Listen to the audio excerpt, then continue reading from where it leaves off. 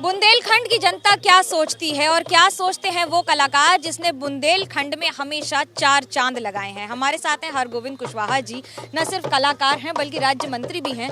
आप ये बताएं कि 1857 के झांसी और 2021 के झांसी में क्या अंतर है? 1857 की झांसी में जब महारानी झांसी ने अंग्रेजों से लोहा लिया, उस समय का परिदृश्य करीब 150-2 साल में बहुत बदल गया। उस समय तो वही चीज थी जो सुभद्रा कुमारी चौहान ने कही थी, सिंहासन उठे राजवंशों ने भ्रिकुटी तानी थी, बूढ़े भारत में भी आई फिर से नई जवानी थी, गुमी हुई आज़ादी की कीमत सबने पहचानी थी, दूर फिरंगी को करने की सबने मन में ठानी थी, चमक उठी सन 57 में वो तलवार पुरानी थी, बुंदेले हर बोलों को मुँह हमने सुनी कहानी थी, खूब लड़ी मर्दानी वो तो झांसी वाली रानी थी।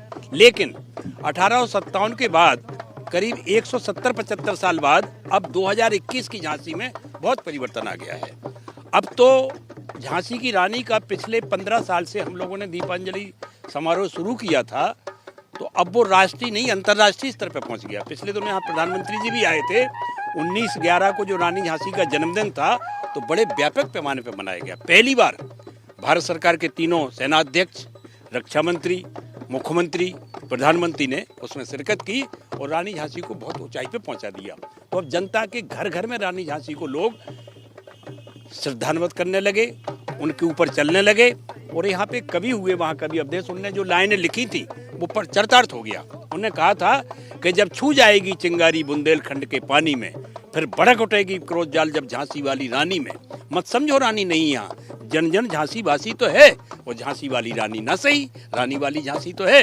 तब झांसी ने बहुत तरक्की की और रानी झांसी के हम लोग सौभाग्यशाली हैं, यहाँ के झांसी के निवासी, झांसी मंडल के निवासी, कि यहाँ जन्म हुआ, जहाँ इतनी वीरांगना आई जिसने वर्ल्ड में नाम कर दिया। वीरांगनाओं का तो ये इलाका रहा है, लेकिन क्या इस इलाके के मुद्दे में कुछ परिवर्तन आया है? इस बार के चुनाव के मुद्दों को कैसे देखते हैं? नहीं, चुनाव के मुद्दों में तो चाहे जब भी चुनाव हो, बुंदेलखंड खास तौर से 2 चीजों से त्रसित रहा है। एक तो पानी से, यहाँ पीने के पानी का अभाव रहा, और खेतों को पानी का।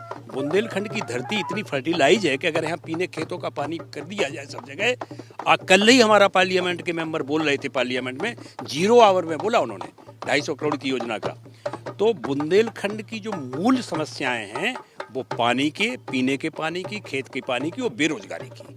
अगर ये समस्याएं दूर हो जाएं तो बुंदेलखंड तो पूरे उत्तर भारत में नाम कर जाएगा। सरकार की सफलता और विफलता केंद्र और राज्य की कैसे देखते हैं, कलाकारों के लिए और बुंदेलखंड के लिए? खास तौर से अभी कलाकारों के लिए तो बुंदेलखंड में कोई काम नहीं किया गया। कलाकार जो यहाँ के हैं, शौर्य कला, यहाँ जैसे यहाँ मुख्य नृत्य हैं, राई है, राई हो रहा आपके पीछे, ढेमरियाई है, कछियाई है, रावला है, स्वांग है, लमटेरा है, मोनिया है, उसको इतनी मंच नहीं मिला बड़ा, जैसे भोजपुरी को मिला, अवधी को मिला, मैथिली को मिला, या पंडवानी को मिला, या वो कौन सा नृत्य होता है वहाँ का दक्षिण भारत का, कथक को या भरतनाट्यम को, या गुजरात में होता है करवा।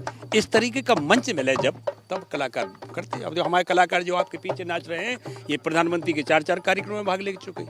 इंटरनेशनल वो हुआ था यहाँ इन्वेस्टमेंट का, वहाँ अभी परसों ही नरसों हम जिस संस्थान के उपाध्यक्ष वहाँ ये कार्यक्रम दे रहे थे, तो उनको मंच मिलने की अभी नहीं हुआ है। हम आपसे निवेदन करेंगे आपके सीरियल से कि आप इनको मंच दिलवाएं। यहाँ के संस्कृति मंत्री से भी कहा गया था, एक कचोट थी कांग्रेस में मंत्री जम्मू कश्मीर की, किले के अंदर कार्यक्रम होता, उनसे ही मांग रखी गई थी आपके माध्यम से फिर सरकार से, केंद्र सरकार से, प्रदेश के, कि इनको मंच मुहैया कराया जाए। मंच मुहैया कराया जाए, और सवाल यही कि इनके जवाब अभी भी मिलना बाकी है। कैमरा पर्सन सूरज पांडे के साथ मनोज्ञा लोईवाल, झांसी, एबीपी न्यूज।